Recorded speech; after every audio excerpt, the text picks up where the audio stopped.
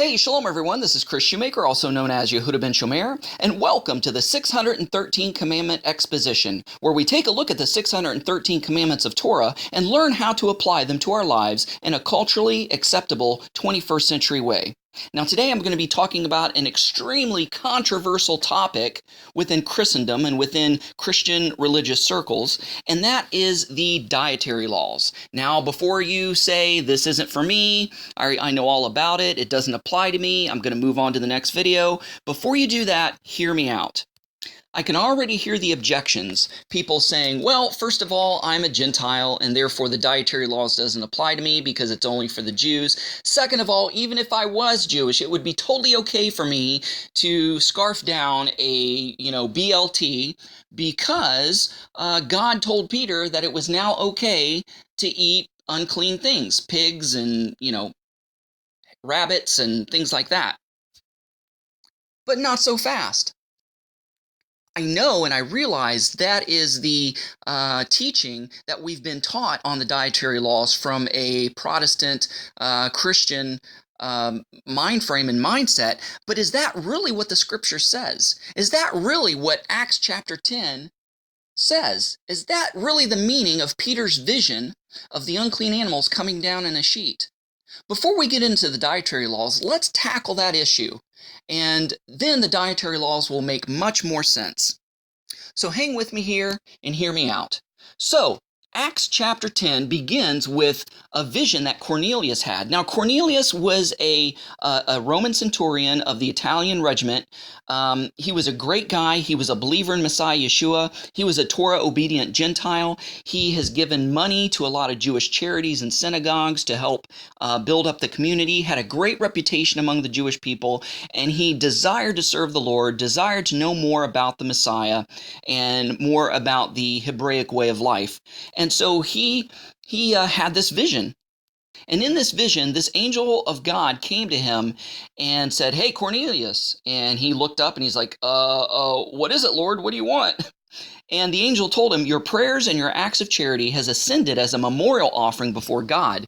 Now send men to Joppa and call for Simon, who is also named Peter. He is lodging with Simon the tanner, whose house is by the sea." So Cornelius called a couple of his most trusted household servants and immediately sent them to Joppa to go fetch Peter.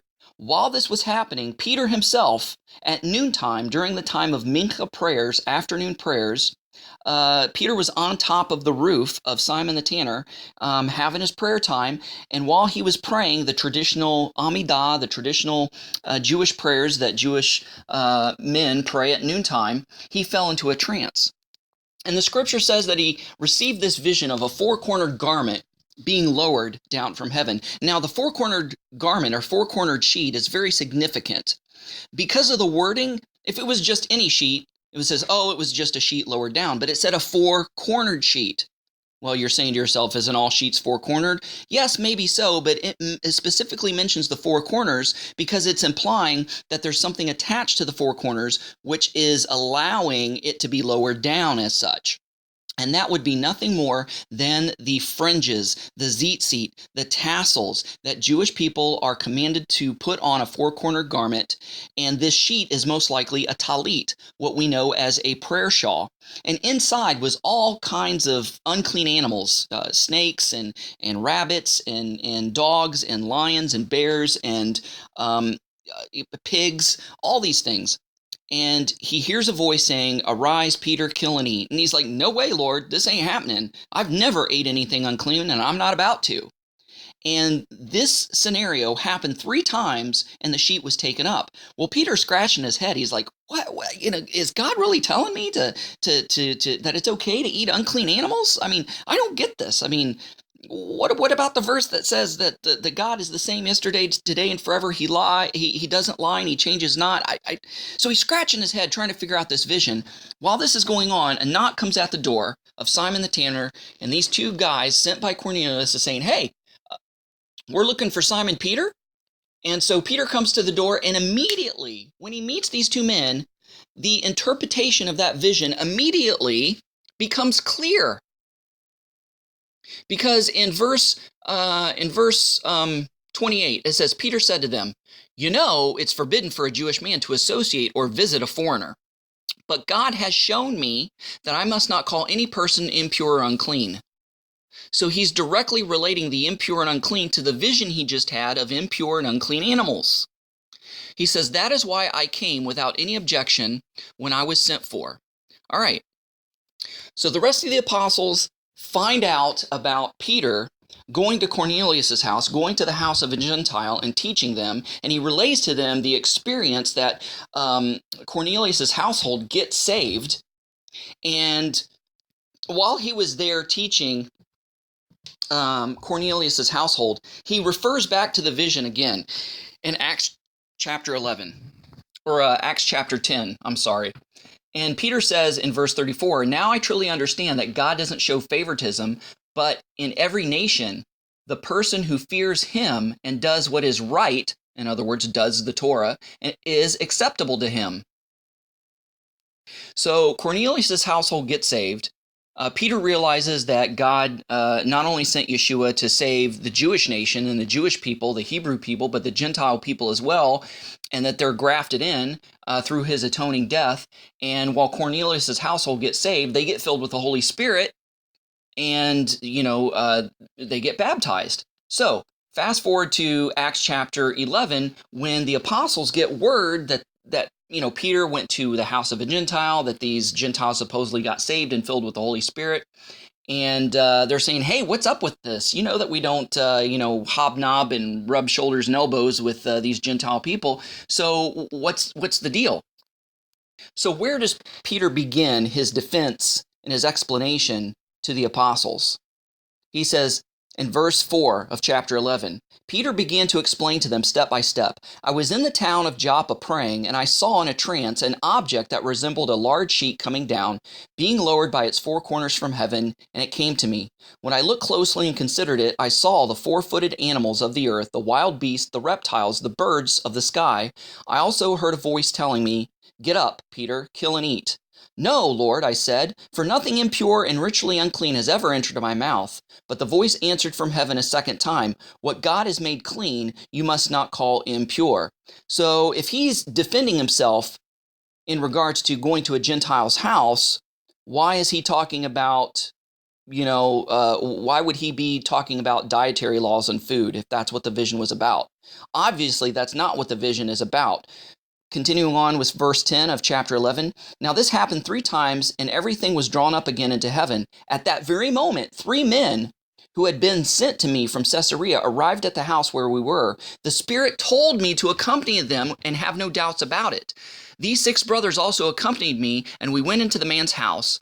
He reported to us how he had seen an angel standing in his house saying, 'Send to Joppa and call for Simon, who is also named Peter, and he will speak the message to you, by which you and all your household will be saved.'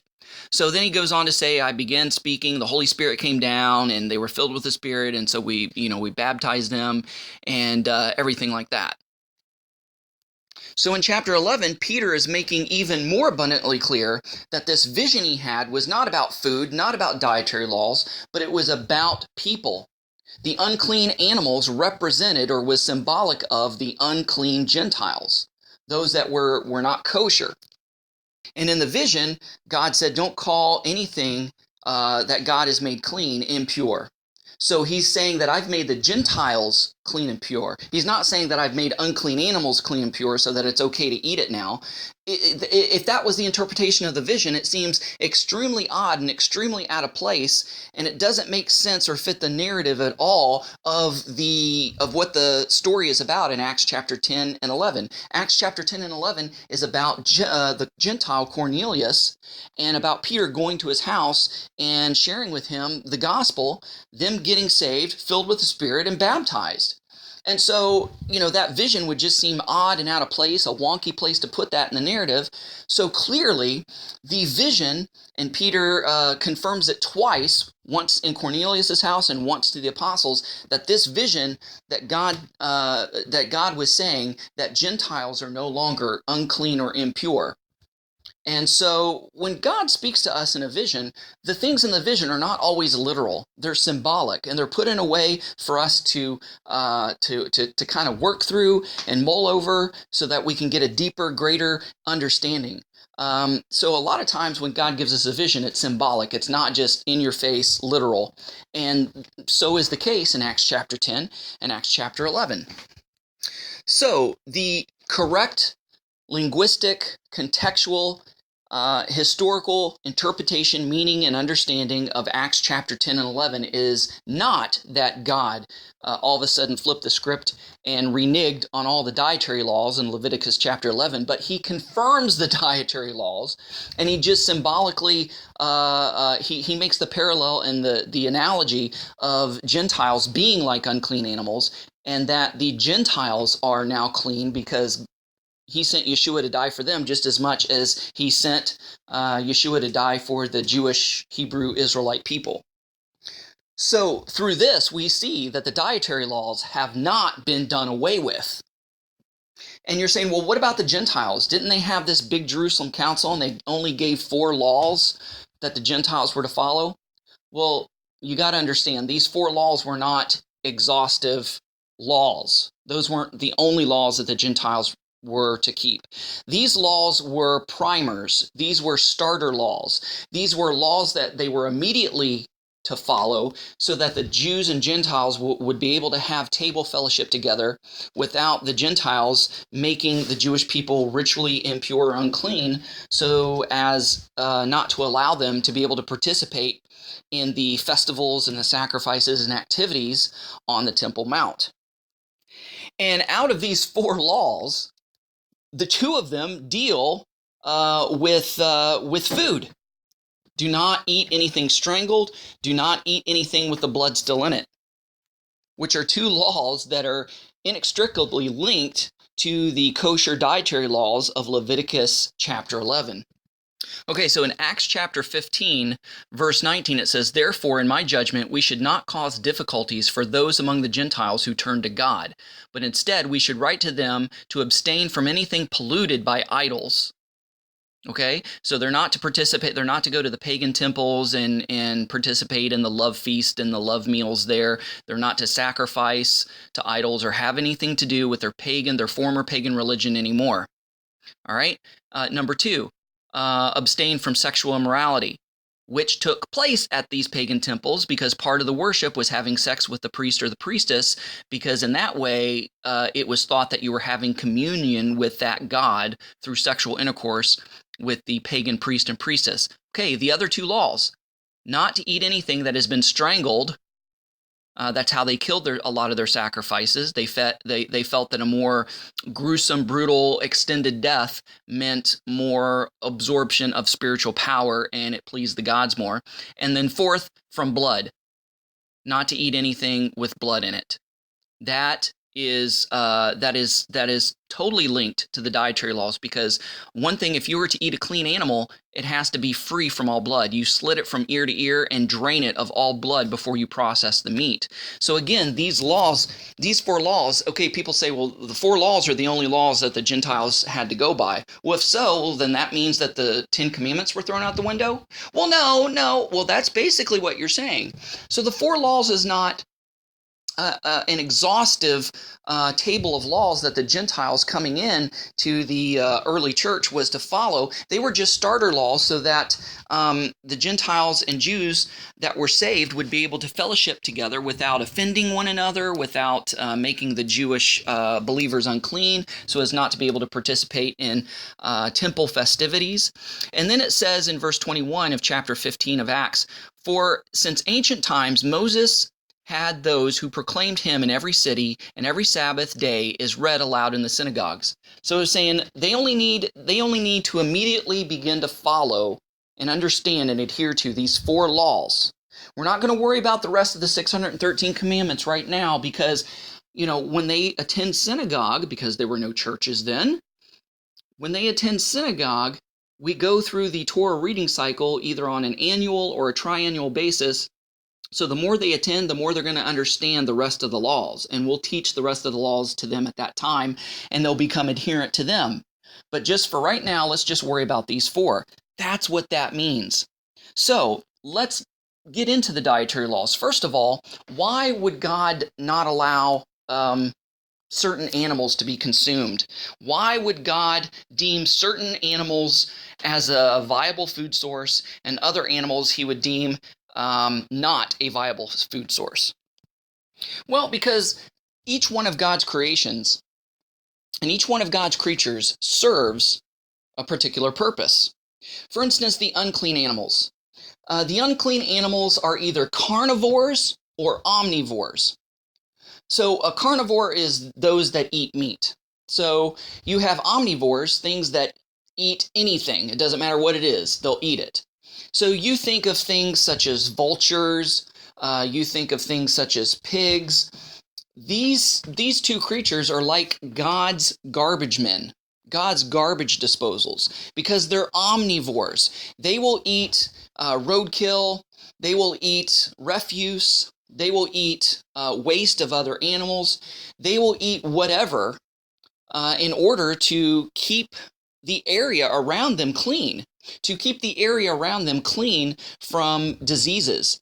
Because we know that if there's a dead animal, roadkill that's been left out there, it's going to breed maggots, it's going to breed sickness, it's going to breed disease, and it'll breed a plague. It'll bring out the more unsavory, unclean animals like rats, and then fleas will be bred, and that's how sickness and diseases spread, right? But you have the pig, you have the vultures, you have other animals such as wolves and bears, and they will clean up this roadkill, or they will clean up all this kind of stuff to keep the area around them clean and free of disease.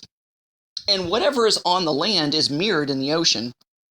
So, for instance, you have scorpions, you have spiders, you have cockroaches. The ocean equivalent of a spider is a crab.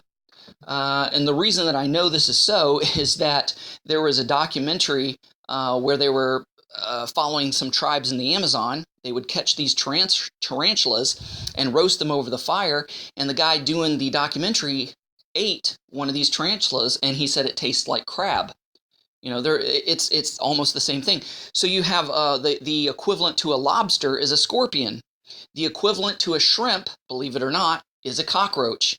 And all of these crustaceans are bottom feeders. So they basically eat all of the poop and all of the waste and refuse that the other marine animals leave behind or drop, and it falls to the ocean floor, and these crustaceans clean it up.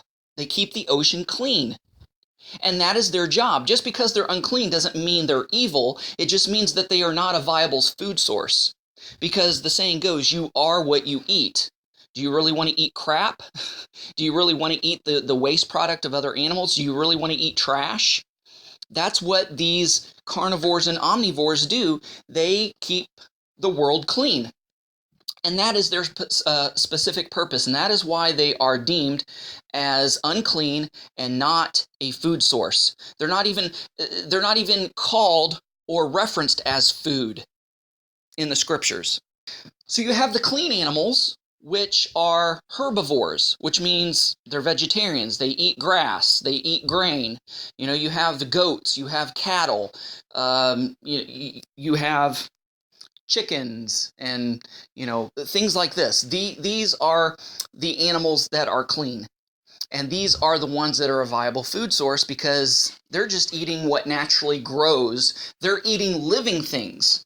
They're eating grass, they're eating grain, they're eating living things, as opposed to the unclean animals who are eating dead things, decaying things, rotten things. So you kind of get the picture?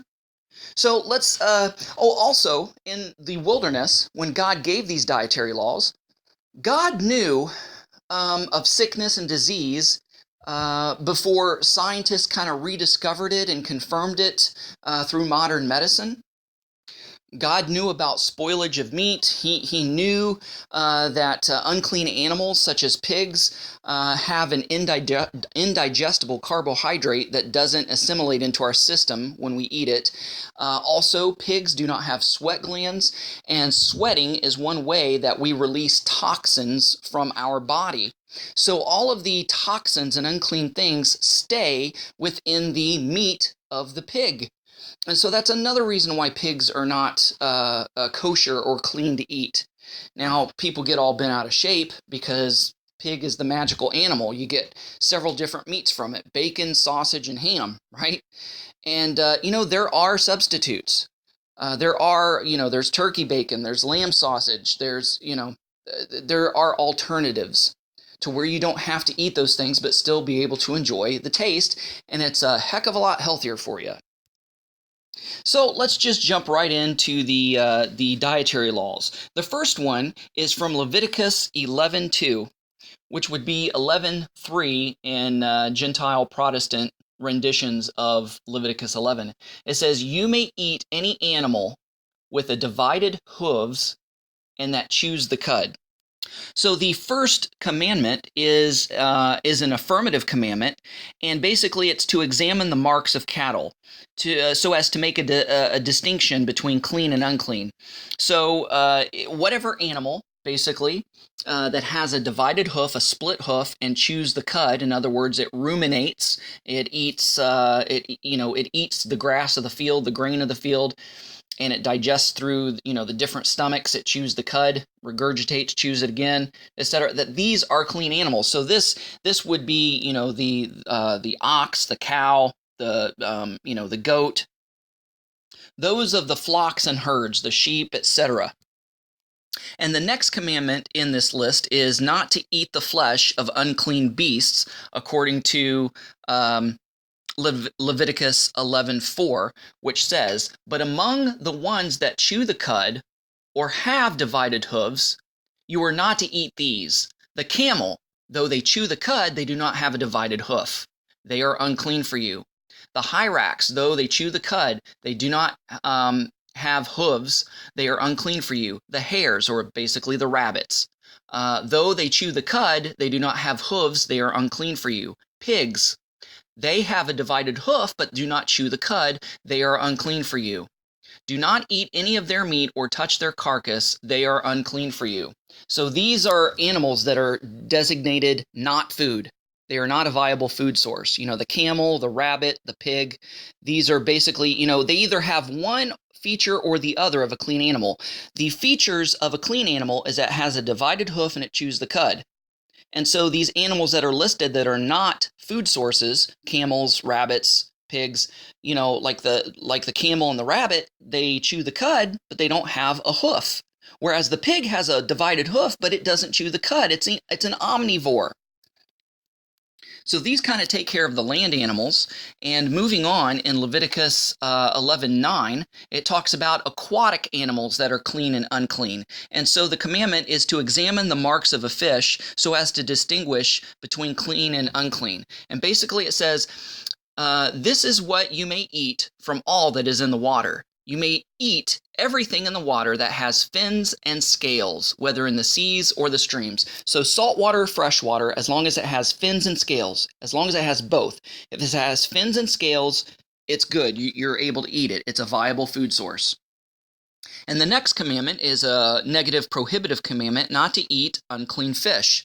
And so, starting with verse 10 of Leviticus chapter 11, it says, "But these are to be abhorrent to you. Everything in the seas or streams that does not have fins and scales, among all the swarming things and other living creatures in the water, they are to remain abhorrent to you. You must not eat any of their meat, and you must abhor their carcasses. Everything in the water that does not have fins and scales will be abhorrent to you." So this is anything that's a crustacean, mussels, clams, shrimp, crab, lobster, squid. These are all unclean because they do not have fins or scales. Now, like eels will have fins, but they don't have scales. Catfish, They have fins, but they don't have scales, so they're deemed unclean. They have to have both. They can't have just one or and not the other. They have to have fins and scales for them to be a clean animal, a viable food source. And again, you take a look at the catfish. I know a lot of people love catfish, but catfish are bottom feeders, just like crustaceans. That's why they're unclean. God didn't do all this or to make all these laws, rules, and regulations to rain on our parade and to ruin our fun. He wants us to stay in the best peak physical condition and health that we can in our fallen condition as possible. So therefore, he's saying, you eat these foods, you're going to be healthy. You eat these other foods or these other things that it's not really food, then you're going to get sick because you don't want to be eating God's garbage disposals.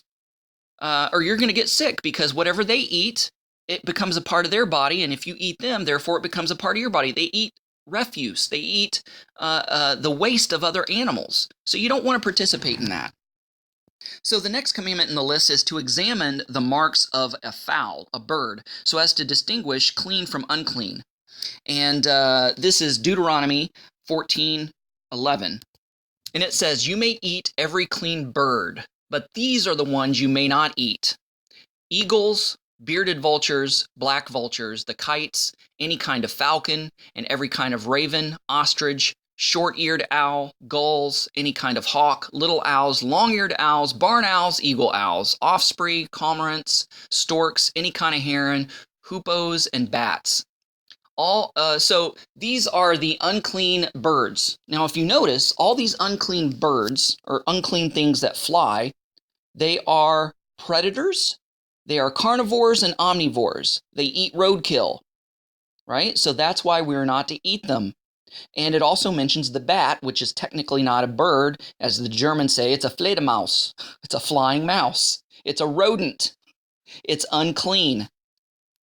And Leviticus 11:13 tells us not to eat any unclean fowl. So 11:13 says,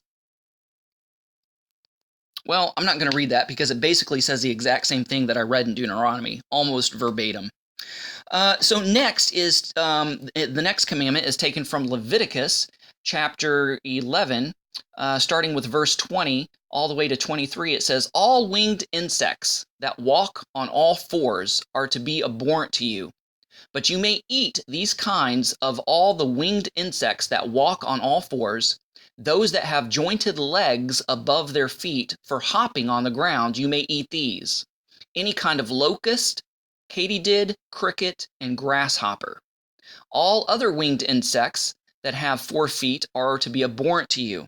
So the next commandment is to examine the marks in insects so as to distinguish clean from unclean. This is an affirmative commandment. So basically, now I've had cricket, and they kind of have a nutty taste, almost taste like almonds. So grasshoppers, crickets, locust. We know that John the Baptist ate locust and wild honey. So these are clean insects. Why? Because they are herbivores. They eat living things. They eat plants. We don't eat cockroaches. We don't eat flies. We don't eat maggots. We don't eat any of these other insects, beetles. Why? Because they eat and process dead things, such as the waste of other animals or the waste of other insects. You know, flies lay eggs in roadkill and produce maggots, and so they are God's garbage disposals. We don't eat these unclean insects. All right, moving on. We are not to eat a worm found in fruit, according to Leviticus 11:41. Not to eat things that creep upon the earth, Leviticus 11:41 and 42. So this implies, beetles, ants, snakes, scorpions. And then the next commandment is not to eat any vermin of the earth, according to Leviticus 11:44. So let me just read to you verses 41 through 45. It says, all the creatures that swarm on the earth are abhorrent. They must not be eaten. Do not eat any of the creatures that swarm on the earth, anything that moves on its belly, snakes, walks on all fours, or on many feet, like centipedes, millipedes. They are abhorrent. Do not become contaminated by any of the creatures that swarm. Don't eat bees. Don't eat mosquitoes. Don't eat flies. Do not become unclean and defiled by them. For I am the Lord your God, and you must consecrate yourself and be holy because I am holy. I'm going to stop right there and just make this little comment. It's interesting that one of the names of Satan is Beelzebub, and or Lord of the Flies.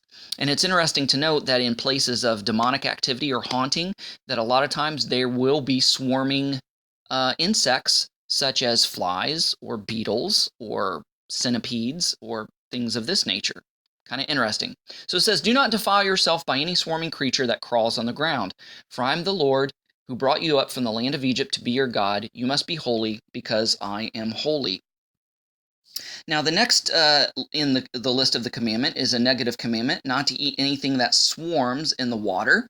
Leviticus 11:43 and 46. Nor to eat any winged insect.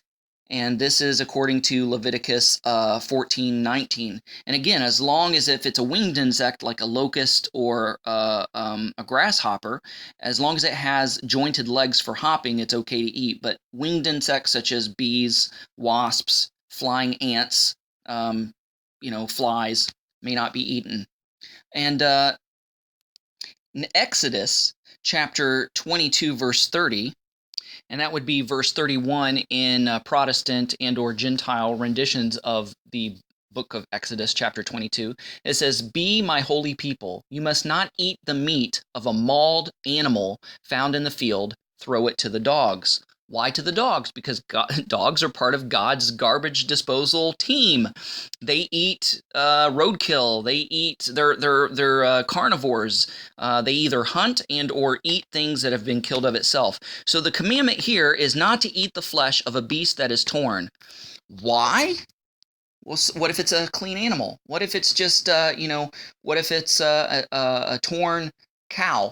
What if a lion came out or a bear came out and mauled a cow and it's just freshly dead? Why can't we eat it? Because of the blood and the saliva transfer from the unclean animal, and because of the bacterium that is on the teeth and the claws of such animals, we don't know what has been deposited in that animal. Not only that, because of a traumatic death, the blood is congealed within the meat, and you wouldn't be able to properly, kosherly drain such an animal of all its blood, and one of the prohibitions is not to eat anything with the blood in it. So that is a negative commandment, not to eat anything, any clean animal that has been torn. The next one is from Deuteronomy chapter 14, verse 21, and it's not to eat the flesh of a beast that died of itself. That one is kind of obvious if you think about it. We don't eat anything that died of itself because we don't know what it died of. Did it die of pneumonia? Did it die of cancer? Did it have a virus? Did it die of some sort of disease or bacteria? And if we consume that animal that died of itself, we'll get sick too. So that's kind of a self-explanatory commandment, really. So the next commandment is taken from Deuteronomy 12:21 and is to slay cattle, deer, fowl, according to the laws of the shochet, if their flesh is to be eaten. So a shochet is a kosher butcher. There are 3 ordinations in Judaism. You have to be ordained to be a rabbi. You have to be ordained to be a butcher. You have to be ordained to be a ritual circumciser, a mohel, as they call it. So how does one slay a cattle, deer, fowl, according to the laws of a shochet, in order for their flesh to be eaten? Well, we go to Deuteronomy chapter 12, and we'll go ahead and begin with verse 20. It says, when the Lord your God enlarges your territory, as he has promised you, and you say, I want to eat meat, because you have a strong desire to eat meat, you may eat it whenever you want. If the place where the Lord your God chose to put his name is too far from you, you may slaughter any of your herd or flock he has given you, as I have commanded you, and you may eat it within the city gates wherever you want. Indeed, you may eat it as the gazelle and the deer are eaten. Both clean and unclean may eat it. In other words, somebody who is ritually clean that can participate in temple activities, and those that are unclean. Maybe they were unclean because of a nocturnal emission, or unclean because they touched a dead body. They had to bury a relative, or they just come back from war. So clean and unclean may eat it. But do not, verse 23, but do not eat the blood, since the blood is the life. You must not eat the life with the meat. Do not eat blood. Pour it on the ground like water. So how do you pour it on the ground like water? Well, generally what's done is that a knife, a razor-sharp knife is taken, and it is put against one jugular, and with one swift foul swoop and move from one jugular to the next, the two jugular veins of the animal is opened up, and it happens so fast, so swift, and the knife is so sharp the animal doesn't even feel it. There's a massive rush of blood, and it faints. Then, once it has fainted, they tie it up by the feet and hoist it overhead so as to let the blood completely drain from the body via gravity. It's the most humane way to dispatch an animal. And in these big cattle industries, they kill it with a bolt to the head, and that doesn't always kill it. It's a very painful, traumatic way to dispatch a beast, and the meat's not kosher because a traumatic death causes the blood to congeal within the meat. So if they're slit from ear to ear and hung upside down quickly, you'll be able to drain the blood. It says, do not eat it so that your children after you will prosper, because you will be doing what is right in the Lord's sight. So the Lord cares about how we treat animals. If we must kill animals in order to eat them to stay alive, we must do it in a humane way. We can't bash it over the head. We can't beat it to death. We got to dispatch it in a quick way. A fast way. Now, Deuteronomy 12:23 implies not to eat the limb removed from a living beast. The pagans would, they wouldn't slaughter a cow all at once and butcher the meat and, have a big feast or save it or whatnot. They would just only take what they want, what they needed at the time. If they were hungry enough to where they could only eat the leg of a cow, they would cut the leg of the cow off and let the cow live and suffer. And the Torah says not to do that. That is cruel. So if you're gonna kill an animal to eat it, kill it in a kosher way and butcher it up immediately and process it correctly. Don't eat a limb recovered or removed from a living beast. I mean, we wouldn't even think of doing that. Man, PETA would be all over that today if we did that, today. But, they are, PETA is an extreme animal rights group. I don't totally side with everything that they say or do. But they do have a point in these big slaughterhouse industries that these animals are not slaughtered humanely. And they need to be slaughtered humanely. Leviticus 22, verse 28, not to slaughter an animal and its young on the same day. And part of the reason for this is the perpetuance of the species. So, for instance, if you kill, let's say that you have, a mother cow and a calf. Well, if the calf is weaned, you can kill the mother, but leave the calf. Don't kill it the same day, because let that calf grow up so it could have more baby cows, and it could be fattened up, and you can have a greater feast later. So these are part of the reasons for that. Now, another thing is, I think what is implied here is that if you're going to slaughter one or the other, that you're to separate the animals and to slaughter them. So if you're going to slaughter the mother, remove it from the calf so the calf doesn't know and the calf doesn't see, and slaughter the mother in a private place. Because if not, animals have emotions, animals have memory. And I remember my friend that I grew up with used to have a farm, and they raised cattle. Well, they shot the mother right in front of the calf. And guess what happened to that calf? It turned feral, pretty much. It became mean and vindictive, and it would gore. And they ended up having to kill that calf because, it was uncontrollable. It was going to hurt somebody. So that's another reason why you do that. And again, it's not only to keep us healthy, a kosher slaughter, but it's also the most humane way to dispatch an animal. So God cares about the emotions, the feelings, and how we treat animals. So animal rights are built into the kosher dietary laws. Deuteronomy 22:6, not to take the mother bird with its young. And again, it's for the preservation of the species, kind of the same deal with the mother cow and the calf.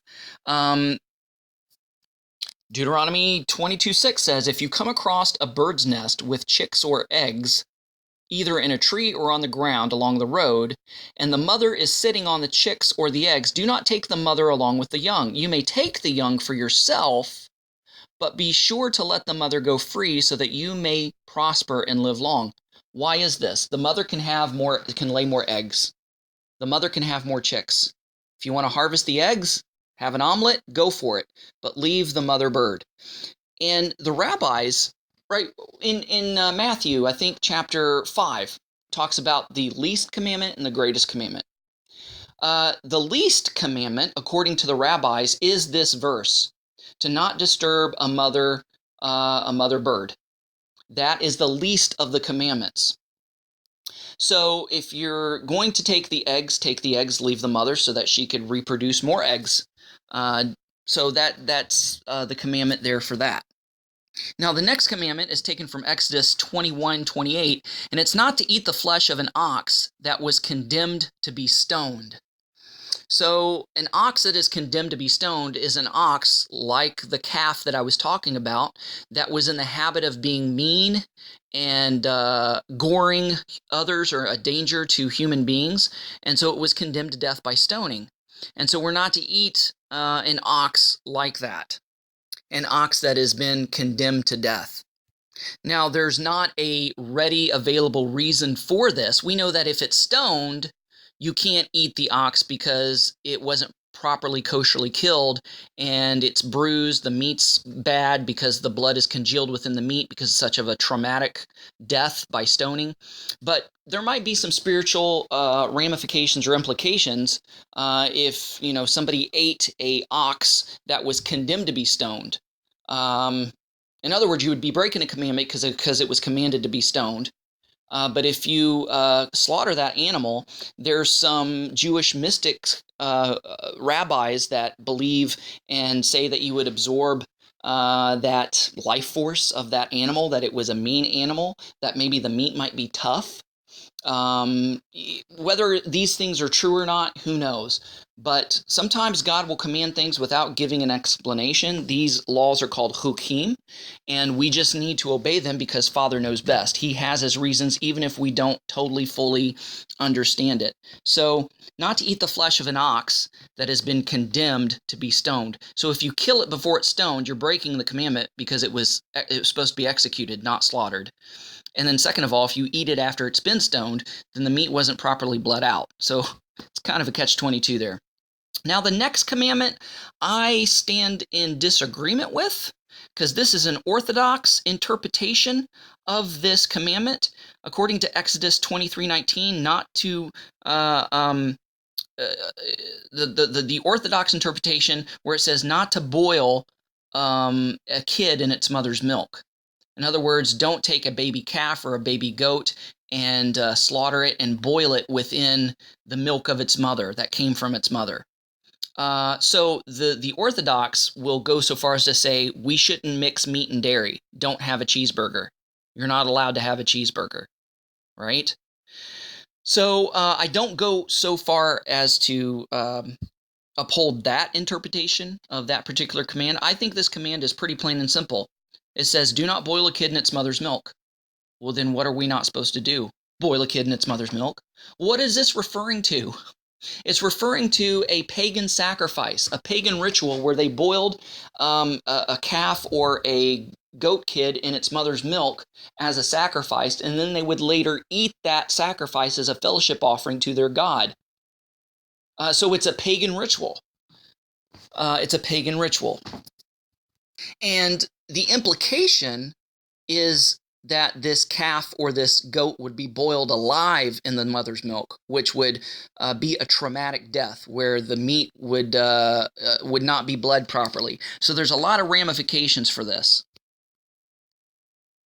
Now, another reason I don't subscribe to the Orthodox interpretation of mixing meat and dairy is the example given to us in Genesis chapter 18, where God and his two angels came to visit Abraham before the destruction of Sodom and Gomorrah, shortly after, 3 days after Abraham's circumcision. Genesis 18:6. So Abraham hurried to the tent and said to Sarah, "Quick, knead 3 measures of fine flour and make bread." Abraham ran to the herd and got a tender choice calf. He gave it to a young man who hurried to prepare it. Abraham took curds and milk as well as the calf that he had prepared and set them before the men. They're eating meat and dairy at the same time, during the same meal.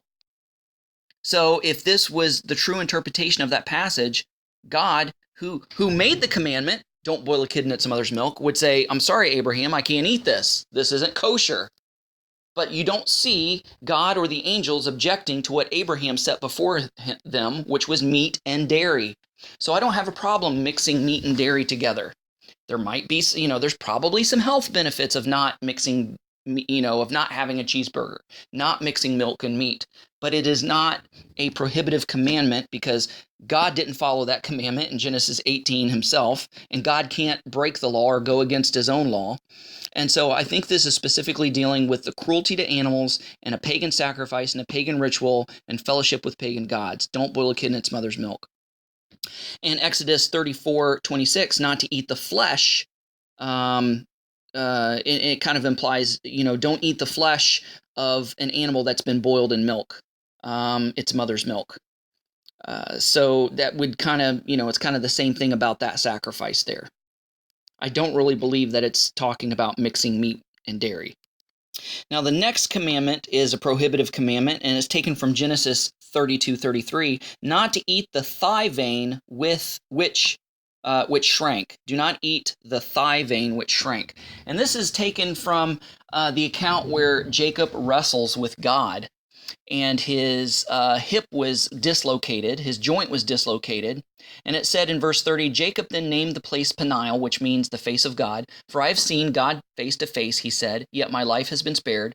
The sun shone on him as he passed by Peniel, limping because of his hip. Verse 32, that is why, still today, the Israelites do not eat the thigh muscle that is at the hip socket, because he struck Jacob's hip socket at the thigh muscle. So this is a prohibitive Torah command for us to kind of remember what God did for and with our ancestor, Jacob. So we're not to eat the thigh muscle that's attached to the hip. Not necessarily because there's something wrong with it or it's not a good cut or choice of meat, but it's just as a memorial and out of respect of what happened to Jacob. So this is more of a religious type of prohibition more than a dietary one per se.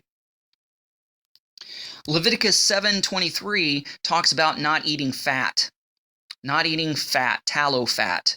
Why? Because it's simply not healthy or not good for us. And because God said the fat's mine.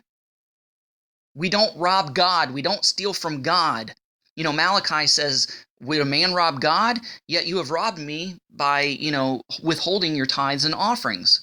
Well, part of the tithe or part of giving God his due is that the fat of a sacrificial animal was the very thing that was burned on the altar, which made a sweet-smelling savor to God.